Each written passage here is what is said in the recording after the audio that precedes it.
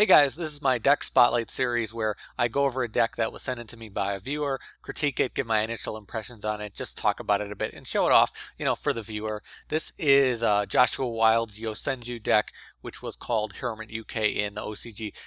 So this obviously is an OCG deck. The TCG is going to have Yosenju soon. That doesn't have them right now. So I'm not going to have a lot of opinions on the deck type. I don't really run any OCG decks, so it's going to be hard for me to critique it and just talk about it in general. I'll try to talk about a few things that he's doing and talk about the build.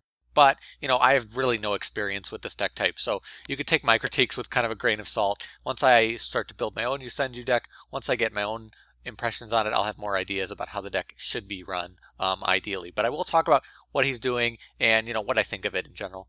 So to get right into it, he's running 2 of each of the monsters that he is running in the deck. I feel like 2 is a good number with most decks when you don't really know how they're going to work when they're new, because 2 gives you access to them, generally, but then obviously you miss out on very important cards being run at 3, but that takes experience with the deck and understanding what the deck is trying to do. So I do agree with running, 2 to start off, but hopefully down the line you'll see whether you want to cut cards or whether you want to run cards at 3, whether they're more important to the deck type. He's going to be running 2 Daibak, which is a super powerful card in this deck type, allowing you to get some big advantage from his Pendulum Summon, which is, a big part of the deck type. He's also running 2 of the level 6s. God, these names are really hard to pronounce, so I might not say the actual names here. But these cards are very good because they allow you to gain some really big power. Yamamisaki is just like a Catastor, but, because it's not from a Synchro, you're going to get access to this pretty quickly, and it can be annoying for your opponent to deal with. Like a lot of the Yosenjus, Maggot just kind of gives you more XYZ summoning potential, so another powerful card there, lets you make plays pretty easily.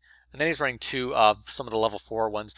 These, most of their effects are pretty similar. They allow you to just swarm very quickly, and they have some additional interesting effects like battle damage and some other things.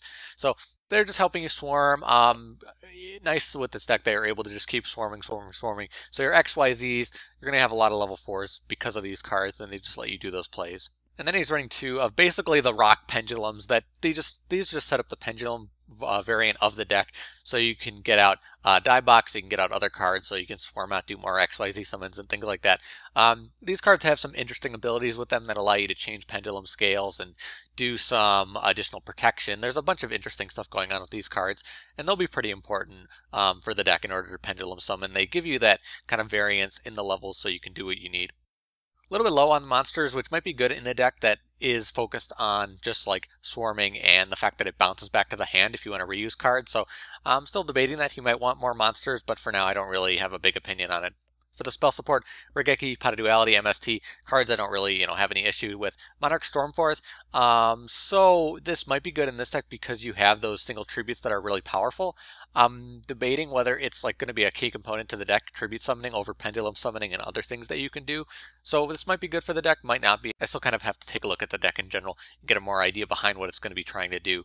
Tenki, the deck is focused a lot on Beast Warriors, so Tenki is fine for this deck type. Tensu, again, you could do some additional swarming. Might not be necessary, but can give you some additional power really quickly. The only problem is you might not have enough cards to make use of this because of how easily you can swarm with these cards. He's also running 3 Shrine of Trials.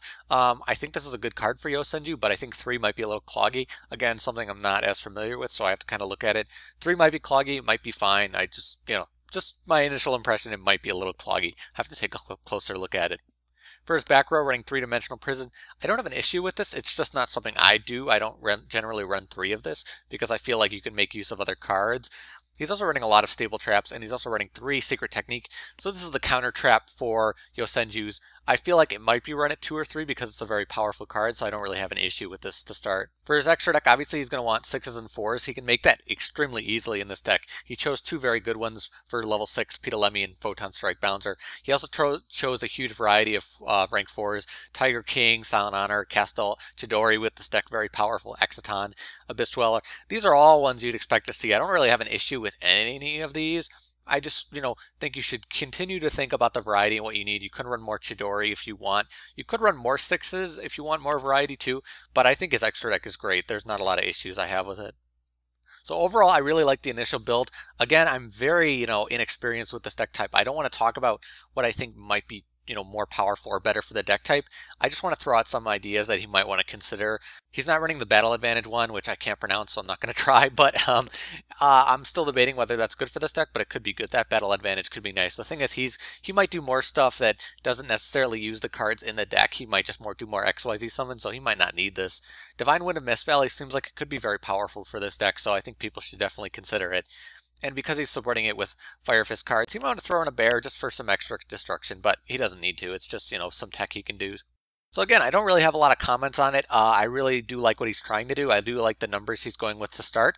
I just think as the deck gets more developed, as we know more about it, and as more cards get released, we'll have more of an opinion on it. And I'm really looking forward to building this deck type myself so I can get a bigger handle on it. But definitely a good job. Thank you to Joshua Wilde for his deck submission. If you guys have any opinions on it, maybe you guys know more about this deck type than me, you could post below, give him some ideas. And me too as well when I do build my own Yosenju deck. And as I mentioned, this is my deck spotlight series. If you do have a deck you'd like to show me, maybe I'll put it on my channel, put it in a video like this one. You can contact me through the contact methods at the end of the video. Send me a deck list, send me a picture, send me some way to see the deck, obviously, or post in the comments or something like that. And just find some way to reach me, and I'll think about doing that deck. But that's about it for me today. Thank you guys for watching. I'll see you later.